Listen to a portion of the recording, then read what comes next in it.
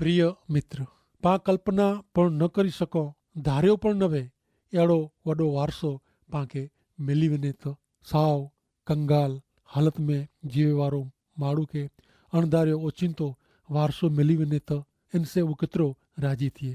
जंहिंजी कोई लाइक़ात न आहे, जेको साव नबरो आहे, इनखे अचानक वॾी मिल्कत जो वारसदार बनाए में अचे त उहो घणे राज़ी थी वञे कि न। पाण ई ॼाणो था मित्र, ऐं उहो वारसदार हुई सघो था। बाइबल में ईश्वर जा वचन उज ज़ाहिर करिए था। एफएसी 1 अध्याय 11-13 कलम ज़ाहिर करे थी कि ईश्वर जी योजना ने उन्हीं जे धारे प्रमाणे हरेक बाबत बने थी। ईश्वर शुरुआत नुज जेकी नकी क्यों हो, इन प्रमाणे उन्हीं जो हेतु पाके ख्रिस्त बेरी संगत ने संबंध जे कारणे पंहिंजा लोक बनाए जो वो यीशु ख्रिस्त पर आशा रखे में पांच को पहला आयूं वो ईश्वर जी भक्ति करियूं। आजे बारे में पण अहिड़ो जाए जॾहिं आई सच्चो संदेशो एतिरे का आंजो उद्धार करींदल शुद्ध संदेशो सोयो, तॾहिं आई ख्रिस्त पर विश्वास रखियो ने ईश्वर जे ॾिनल वचन प्रमाणे पवित्र आत्मा आके ॾईने आते पंहिंजी मालिकी जी हक़ जी छाप पाड़ियो हुयो। हाणे पां 14वीं कलम नु अॼु जो अभ्यास अॻियां वधारियो। समाज मंडल जे रक्षण लाइ पवित्र आत्मा जे त्रीजे कम के नेरींदासीं। एफएसी लोक के पत्र 1 अध्याय ने 14वीं कलम सुनो। हिते लिखल आहे, पवित्र आत्मा ता ईश्वर पंहिंजे वचन प्रमाणे पंहिंजे लोक के ॾिनल धारेल वारसे जो बहानो आहे ने जेको ईश्वर जा आहीं उन्हीं के ईश्वर संपूर्ण स्वतंत्रता ॾींदा। इन जी ख़ातिरी पवित्र आत्मा ॾे थो। ईश्वर जे महिमा जी स्तुति भक्ति करियो। पवित्र आत्मा ता ईश्वर जे पंहिंजे वचन प्रमाणे पंहिंजे लोक के ॾिनल धारेल वारसे जो बहानो आहे ने जेको ईश्वर जा आहीं उन्हीं के ईश्वर संपूर्ण स्वतंत्रता ॾींदा ने इन जी ख़ातिरी पवित्र आत्मा ॾे थो। ईश्वर जे महिमा जी स्तुति भक्ति करियो। पां जाणो था मित्र का कोई मिल्कत विकांदी गिने अगाउ बाने जी रक़म रखे में अचे थी। इन जो अर्थ अहिड़ो थिए कि जंहिंजे नाम में बाना खत थियो वे इन जे नाम में मिल्कत साचवी रखे जी वे थी, ॿिए खे वेकी सघिजे न। इन जो अर्थ अहिड़ो थिए कि मिल्कत विकांदी गिनदल बाने जी रक़म उपरांत मिल्कत जी क़ीमत जेतिरी रक़म भरपाई करींदो। पवित्र आत्मा पाला बाने जी रक़म जहिड़ो आहे।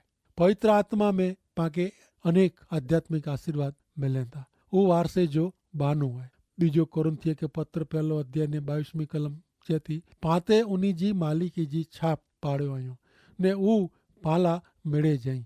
इन जी ख़ातिरी पंहिंजे हृदय में वासो करेला पवित्र आत्मा ॾिनो आहियूं। पां अगाउ नेरी विया आहियूं कि यीशु ख्रिस्त में पाके अजाइब वारसो मिलियो आहे ने अञा पाके घणे मिले वारो आहे। 1 पीतर 1 अध्याय 4 ने कोलोसियों के पत्र जे 1 अध्याय जी 12वीं कलम में जणे में आयो आहे कि ईश्वर पंहिंजे लोक ला रखल महान आशीर्वाद जो वारसो गिने जी आशा पा रखूं था।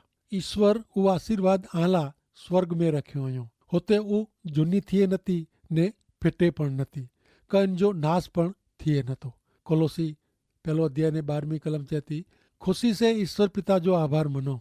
प्रकाश जे राज्य में ईश्वर पंहिंजे लोक ला अनामत बाबत जेको रखियो हुयो इन जा भागीदार थियला उन्हीं आके योग्य कयो हुयो।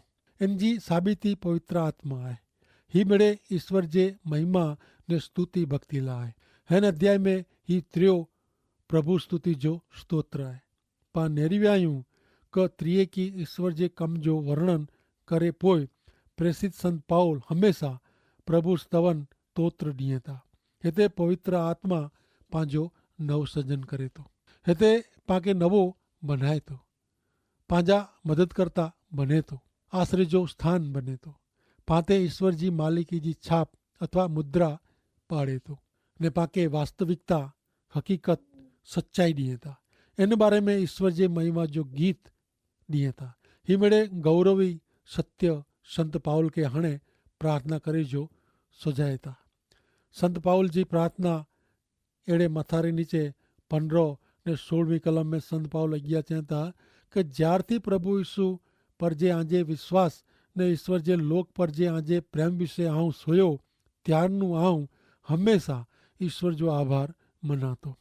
आऊं मुझी प्रार्थना में आके याद रखां तो। एफएसी समाज मंडल उन जे विश्वास ने प्रेम के कारण नोंद पात्र बन्यो वो। हिन लोकला प्रेम वो कोई छिल्ली इच्छा न हुई। दीवाल मथे लटकाए जो आदर्श सुवाक्य न वो। संत मार्फते सच्चो प्रेम जाहिर थींदो वो। संत जो वाह उन जो प्रेम सत्कार्य यीशु ख्रिस्त पर जे उन जे विश्वास मथे आधारित वो। एफएसी समाज मंडल इन जे उच्चे स्थाने वो। एफएसी लोक जे विश्वास ने प्रेम के कारण संत पाउल एफएसी लोक जो आभार मने तो ने फिलिपी चौथो अध्याय ने पहली कलम में चेता तैला मुझा भा आई मुके कड़ा वहाला आयो, मुके आंजी खोट सहन करनी पई थी, आई मुके केड़ो खुश कर्यो था ने आला आऊं केड़ो अभिमान करिया तो। प्रिय बा प्रभु में आजो जो जीवन है इनमें आके इन प्रमाणे स्थिर उभो रियोज खपे।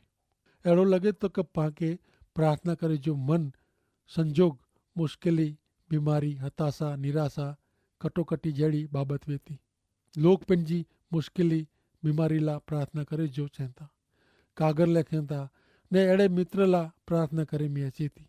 वो केतरी डोक जड़ी गाल है कि पाके नकारात्मक बाबत तज प्रार्थना करे जी प्रेरणा दे एड़ी लगे थी। जडे संत पाउल खासी बाबत ला प्रार्थना करींदो वो। अही मित्र जडे ईश्वर जे कोई संतान विषे कोई खासी गाल सुनो तडे अही अड़ो चेला जणायो ओ ईश्वर आऊं ही भा अथवा हेन भेण ला आजो आभार मनातो ने अही जिन रीते उन जो उपयोग कर्यो था तेला आजो आभार मनातो। फिलिपी पहलो अध्याय 3-5 कलम सुनो। जडे जडे आऊं आके याद करिया तो तडे आऊं मुझे ईश्वर जो आभार मनातो ने जडे आऊं आला प्रार्थना करिया तो तडे शुभ संदेश जे प्रचार ला पहले दीनू अज सुधी अही जिन रीते साथ सहकार दिनो आयो तेला खुशी से प्रार्थना करिया तो। घणे बार अड़ो बने तो क पांजी जरूरियात जी यादी ज ईश्वर वटे रजू करियूं था। मुके ही खपे तो मुके ऊ खपे तो। मित्र ईश्वर कोई जरूरियात पूरी पाड़े जो मशीन न कहीं बटन दबायो ने आके मिले मिली वने कोलाए पा कदे ईश्वर जो आभार मनो नथा करो नियमित धोरणे पाके ईश्वर जे आशीर्वाद ला ईश्वर जो आभार मन्यो न खपे करो।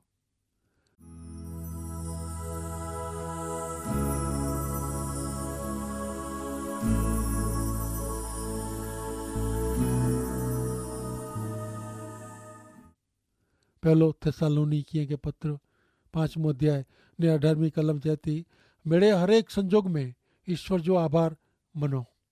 ख्रिस्त यीशु में पांजो एकड़ो जो जीवन है इनमें ईश्वर जी उज इच्छा है। हरेक संजोग में ईश्वर जो आभार मनो ने ख्रिस्त यीशु में पांजो जो जीवन है इनमें ईश्वर जी उज इच्छा है। हमेशा आभार मनी प्रार्थना करो।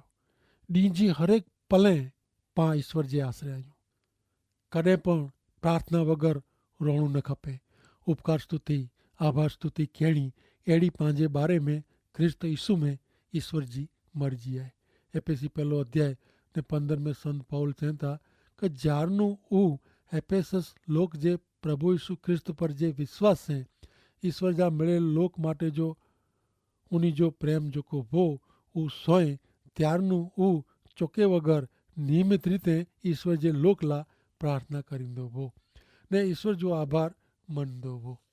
संत पाउल यीशु ख्रिस्त जे शुभ संदेश जो प्रचारक वो ते उपरांत महान प्रार्थना परायण व्यक्ति पण वो।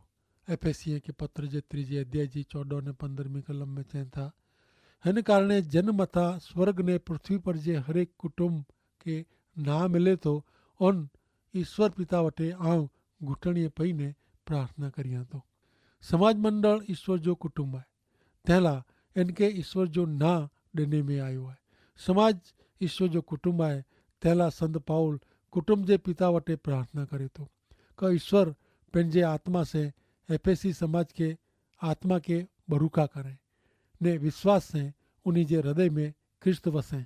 फक्त एफएसी समाज ला न पण पाला पण लिखल है हिते बर जी ॻाल्हि आहे उहा आध्यात्मिक बर जी ॻाल्हि आहे, प्रार्थना जी ॻाल्हि आहे। ही बर ख़ुशी आनंद जो बर व्यक्ति जे हृदय में वेहे थो ने उहो फक़्ति ईश्वर जे आत्मा से ज अचे थो। जो ऐं संत पाउल जा लखल मिड़े पत्र जो अभ्यास कर्यो ने अलग अलग लोक जी यादी बनायो त उहो यादी नेरीने आके नवाए लगे कि अरे संत पाउल एतिरे मिड़े लोक ला प्रार्थना करींदो हो। संत पाउल सचई महान प्रार्थना परायण व्यक्ति हो। रोमन के लखल पत्र जे पहले अध्याय जी 9वीं कलम में जणे में आयो है कि जन ईश्वर जी सेवा आऊं उन्हीं जे पुत्र संबंधी जो शुभ संदेश जाहिर करीने करियां तो वो मुझा साक्षी आई। जन ईश्वर जी सेवा आऊं उन्हीं जे पुत्र संबंधी जो शुभ संदेश जाहिर करीने करियां तो वो मुझा साक्षी आई का आऊं रोज मुझी प्रार्थना में आके याद करियां तो। जॾहिं संत पाउल ही पत्र लिखें तॾहिं उहो रोम वियो न हो, पण पाउल रोम जे विश्वासीअ खे कॾहिं मिलियो पण न हो। तंहिं छतां इन जी संभार करे थो ने उन लाइ प्रार्थना करींदो हो। एफेसिअ के पत्र में संत पाउल जी ॿ प्रार्थना नोंधे में आवई है, जिन में जा जी हिकिड़ी पां हेवर वीचारी रहिया आहियूं। यीशु ख्रिस्त जे समाज मंडल के यीशु ख्रिस्त जे शरीर ने कुटुंब तरीके याद करिए था। पाउल घुटणीअ नमीने प्रार्थना करे थो। ॿई प्रार्थना त्रीजे अध्याय जे अंत भाग में रजू करे में आवई आहे। ही ॿोय प्रार्थना ईश्वर जे संतान तरीके विश्वासी माटे जी संत पाउल जी हृदय जी संभार जाहिर करे थी। कोई पण व्यक्ति सचई ईश्वर जो संतान आहे कि न हू इन जे प्रार्थनावादी जीवन मथा नकी करी सघाजे थो। ईश्वर ते उहो केतिरो आधार रखे थो। पहिला उहो ईश्वर खे विनंती करींदो हूंदो, ॿियला उहो मध्यस्थी जी प्रार्थना करींदो हूंदो। घणे कागर मूंखे मिलनि था ने अहिड़ा लोग मिलनि था ने जणाइनि था कि उहो मूला प्रार्थना करिए था।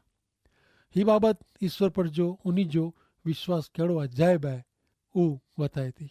संत पाउल एफेसस जे विश्वासी लोक खे जणाए थो कि उहो उन लाइ हमेशा ईश्वर जो आभार मने थो। एफेसस जो समाज मंडल संत पाउल जी प्रार्थना जी यादी में हो ने आऊं मना थो कि ॿिया समाज मंडल पण प्रार्थना करींदा ज हूंदा। संत पाउल नहा ॾेईने एफेसस जे विश्वासी खे पंहिंजी प्रार्थना में यादि रखंदो हो। मित्र, ऐं जॾहिं विश्वासी लाइ ईश्वर जे लोक लाइ प्रार्थना करियो तॾहिं ना उचारीने उन खे यादि रखो, उहो ज़रूरी आहे। पण सवाल उहो आहे कि कोरो ऐं लोक लाइ प्रार्थना करियो था नियमित रीते। पां नेरियो कि संत पाउल जी प्रार्थना जी प्रेरणा यीशु ख्रिस्त जो शुभ संदेश हो।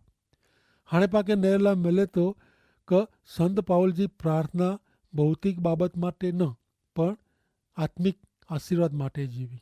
आध्यात्मिक आशीर्वाद घणे महत्व जा आहिनि।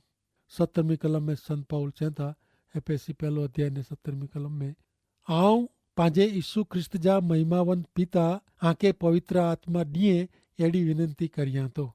पवित्र आत्मा आके ज्ञानी बनाईंदो ने ईश्वर खे आ वटि प्रगट करींदो जेथी ऐं उन्हीं खे ओळखी सको। एफएसी समाज जा लोक ने पाला हिन प्रार्थना में संत पाउल कोरो मंगे था। पाके ने एफएसी लोक के बुद्धि ने समझण प्रकटीकरण जो आत्मा मिले ऊ मंगे था कि पां वधु ख़ासि रीते ईश्वर खे ओळखी सको। पाके पण अहिड़ी प्रार्थना मध्यस्थ जी प्रार्थना ॿिए करे खपे। जॾहिं व्यक्ति ॿिए प्रार्थना करे थी तॾहिं ईश्वर प्रार्थना करींदड़ खे पण ज्ञान बुद्धि शक्ति ॿर मिले था ने ईश्वर खे पण उहो घणे गमे थो। प्रार्थना करियूं उहो ख़ासो आहे।